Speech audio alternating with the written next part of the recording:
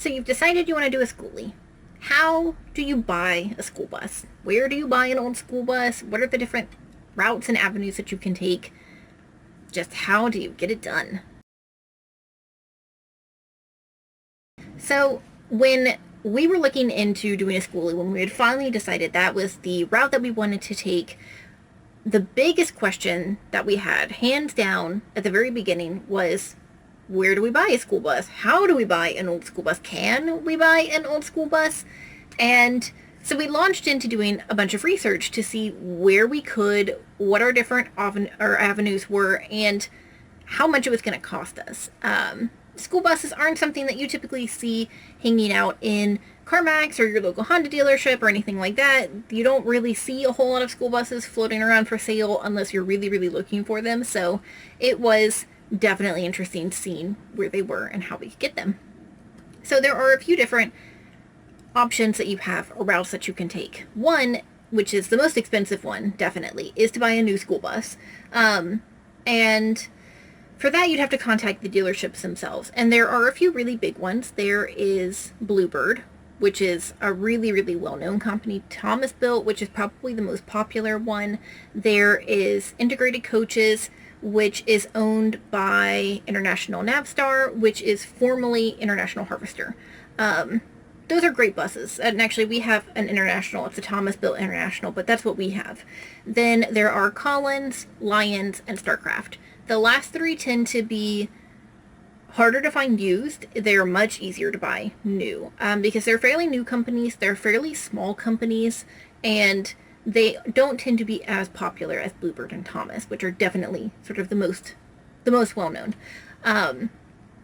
So if you don't want to buy new because you don't want to spend, $50,000 to $75,000 for a new school bus, the other option are individual third-party sellers, and there are a ton of them. You can buy from eBay, you can buy from any number of different companies that have basically websites set up. I know there's a company based out of Tampa that sells school buses, and basically they buy stuff at auction and then they sell it themselves. So you've got sort of this extra middleman trying to buy from a school district. Some of those can be good. Some of the companies tend to be a little bit more selective with what they're selling and all of that kind of stuff. They can help you secure transportation for the bus. So that is a route that a lot of people do take. The other one is buying from government auction websites. And this is sort of the next best thing to buying directly from your school district, which you can do. You can call your school district and see if they sell directly to the public. Some do, some don't. It just depends on where you're at. If they don't, they can tell you where they sell their surplus goods. And there tend to be a variety of different websites that school districts and public universities and government agencies use to get rid of surplus material. School districts usually have stipulations set in place about how old school buses can be, how many miles can be on them, that kind of stuff before they're taken out of sort of the regular fleet and they're replaced. And then once they're taken out, then they usually go up for sale unless they're just totaled and they've got to be junked. But for the most part, school districts don't want to do that. They would like to make as much money as they can off of those old school buses. So the different government surplus auction sites are govdeals.com, publicsurplus.com, and gsaauctions.gov. Those tend to be the three most widely used government surplus auction sites, and that's where you're going to find the most variety. GovDeal and Public Surplus especially tend to have the most variety of stuff, and that's where most school districts put their stuff up for sale, including their old school buses. GSA Auctions tends to be a little bit more complicated and difficult to buy from because that's where you get a lot of the interesting items, I guess, so like tanks and Hummers and those kinds of things you see more on GSA auctions, and so there are more stipulations put in place for the buyer, so it tends to be a little bit more difficult and time consuming and lengthy to buy from gsaauctions.gov than it is from Public Surplus or GovDeals. So we bought off of govdeals.com, which is basically a standard auction site. It runs more or less like eBay if you've ever bought something off of eBay on an auction. The benefit to doing that is you're buying fleet vehicles, and for the most part, fleet vehicles are regularly maintained and they come with maintenance records. So you tend to get a better quality, more mechanically sound vehicle for the price that you pay than you might going through third-party sellers or individual sellers on eBay and stuff like that. That is a really big benefit to buying a fleet vehicle straight from the school district or straight from whatever auction site they are using to get rid of their surplus material.